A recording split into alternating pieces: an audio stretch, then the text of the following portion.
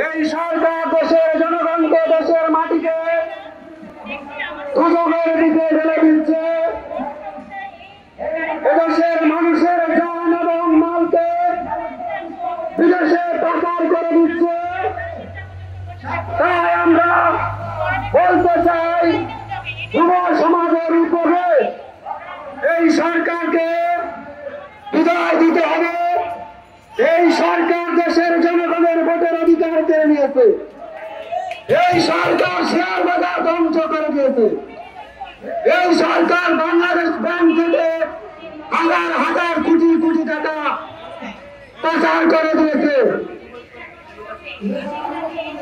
প্রিয় বন্ধুগণ, এই পর্যায়ে আমাদের মাঝে উপস্থিত হয়েছে নাগরিক যুবকের কেন্দ্রীয় নেতৃবৃন্দ। আমরা তাদেরকে স্বাগত জানাই। প্রিয় ভাই আমার, এই সরকার বিরোধী দলের ঘরে যেভাবে দমন নিপীড়ন, হামলা মামলা, খুন অত্যাচার অবিচার করে শুরু করেছে, ক্ষমতায় টিকে থাকার জন্য এদেশের জনগণের জানমালের কোন নিরাপত্তা নাই। আজকে যেভাবে এদেশের জনগণের রক্ত নিয়ে হোলি খেলা শুরু করে দিয়েছে, ক্ষমতায় টিকে থাকার জন্য আমরা তা করতে দিব না। এদেশের মানুষের জীবন নিয়ে, এদেশের জনগণের অর্থ সম্পদ নিয়ে অনেক ধরনের চাঁদা আনা শুরু করেছে এই সরকার। আমরা আর করতে দিব না। প্রিয় ভাইরা, পয়সা হবে রাজপথে, আমরা সমাবেশে আসি এবং থাকবো।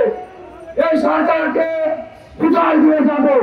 প্রিয় ভাইরা, আজকে বাংলাদেশে আমার যুবক ভাই এবং বন্ধুরা আজকে বেকার বাংলাদেশে, আজকে বাংলাদেশে আমাদের ভাই বন্ধুদের কর্মসংস্থান নেই। আজকে আমাদের শিক্ষিত ভাইরা বেকার, 2-3 বস্তা টাকার বিনিময়ে চাকরি মেলে না।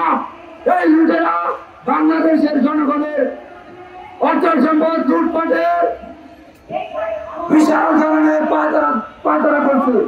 তারা দেশের জনগণের লুটপাট করে, সম্পদ লুটপাট করে বিদেশে তারা আমার সে জীবন যাপন করছে।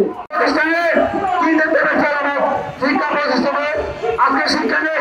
শিক্ষা প্রতিষ্ঠানকে আওয়ামী লীগ পুঁজিবাদী গুন্ডারা ধ্বংস করে দিয়েছে। আজকে শিক্ষা প্রতিষ্ঠানে শিক্ষা নেই।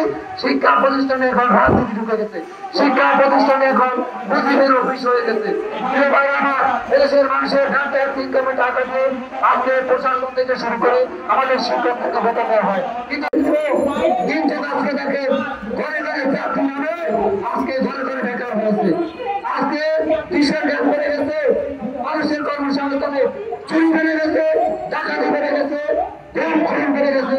ছাত্রলীগের গুন্ডারা, ছাত্রলীগের কাপড়িরা, ছাত্রলীগের